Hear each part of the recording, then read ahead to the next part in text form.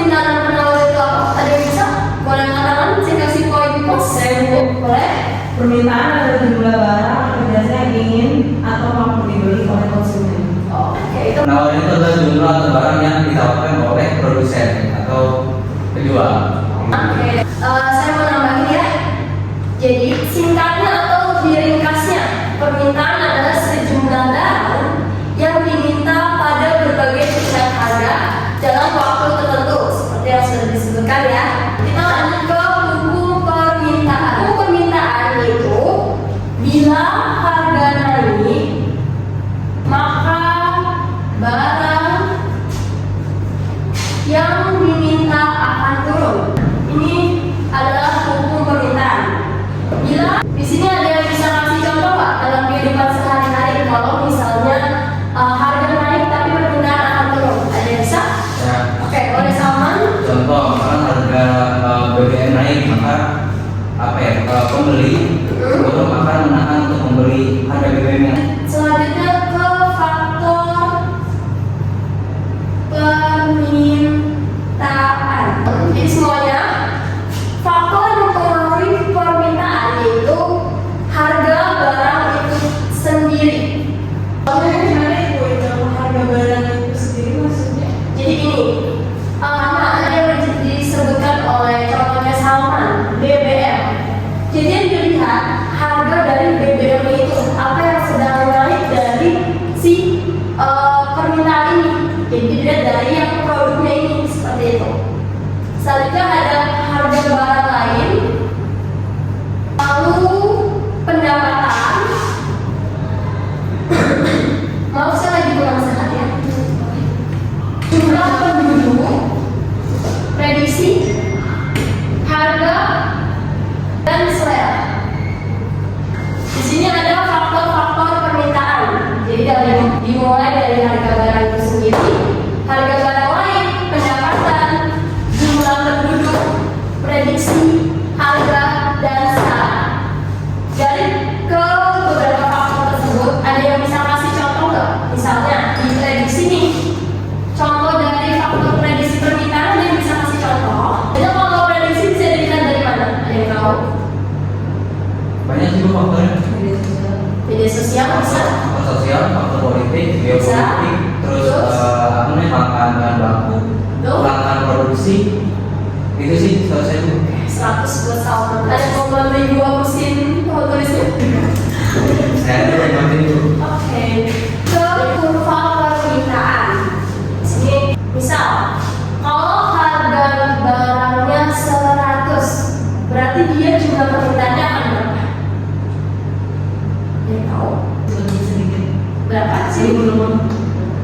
Dari 5, 10, 15, dan 20. Minimal 5, 10 bisa, tapi kita akan catat di angka 5. Jadi kalau misalnya harga barangnya 100, otomatis dia permintaannya akan sedikit, yaitu di angka 5. Pada ketika sebelah sini ada teman-teman. Oke, selanjutnya kalau misalnya 60, kira-kira permintaan barangnya akan di harga di mana? di tengah-tengah 10-15. 10-15, tengah-tengah sini? Boleh. 12,5. Berarti 12,5. Bolehnya mau kasih tanda di sini ya. 60 tadi. Nah kalau misalnya harga barangnya cuma 20, kira-kira permintaannya akan berapa? Akan lebih naik, lebih banyak gitu. Kita kasih titiknya di sini. Nah ini tinggal kita kasih garis seperti ini ya. Jadi teman-teman kalau misalnya nanti di UPM atau di UAS keluar soal disuruh gambar kurva permintaan, kalian bisa menggambarkannya seperti ini ya. Tapi buat lebih rapi ya, ini saya buat karena nggak pakai penggaris jadi berantakan. Saya jelasin lebih detail dulu. Kalau kurva permintaan itu yaitu yang menyebabkan pergerakannya harga barang itu sendiri, dan sudah saya tuliskan ya, sudah catat. Sudah Bu. Nah, yang menyebabkan pergeseran yaitu selain harga barang itu sendiri. Biasanya kurva permintaan akan bergeser ke kanan, yang sudah saya gambarin ya. Karena naiknya harga barang substitusi, turunnya harga barang komplementer, naiknya pendapatan, naiknya jumlah penduduk, prediksi harga,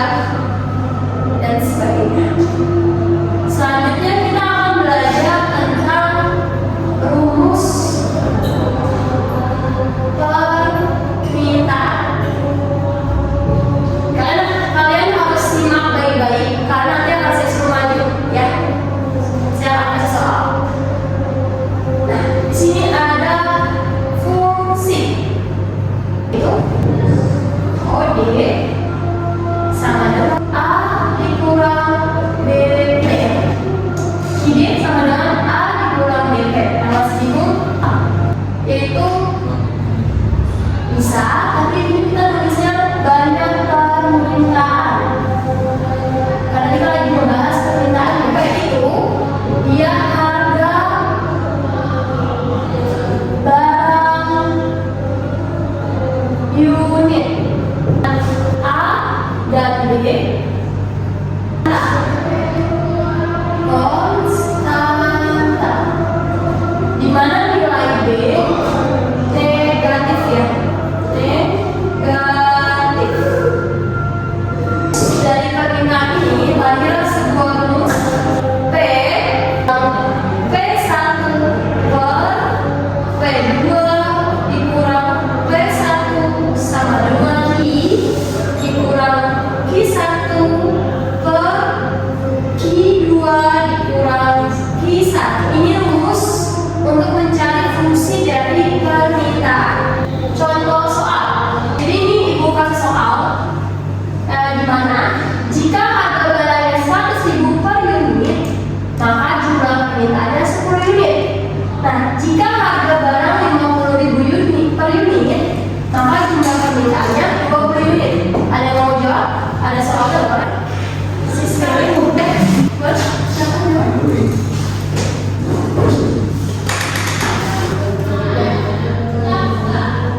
Oke, ibu koreksi. Nah, untuk jawaban Siska ini dia benar ya. Jadi P dikurang 100.000 per 50.000 dikurang 100.000 sama dengan Q dikurang 10 per 20 dikurang 10. Gampang ya, masih bisa ya? Jadi ya fungsi permintaannya itu ini 5.000 Q sama dengan 150.000 min P. Jadi kalau nanti di soal bisa ditanya tentukan fungsi permintaan dari ini. Nah, ini rumusnya gampang ya. Kalau dicatat ini ya gampang banget. Oke. Jadi langsung dulu masuk ke permintaannya sih. Misalnya ini berapa? Ada 12, 15 Bu. Oke, karena 10 menit lagi sebenarnya masih terakhir ya. Saya tahu kalian pengen jajan sebenarnya ya. Jadi untuk penawaran kita akan bahas minggu depan. Jadi untuk minggu ini saya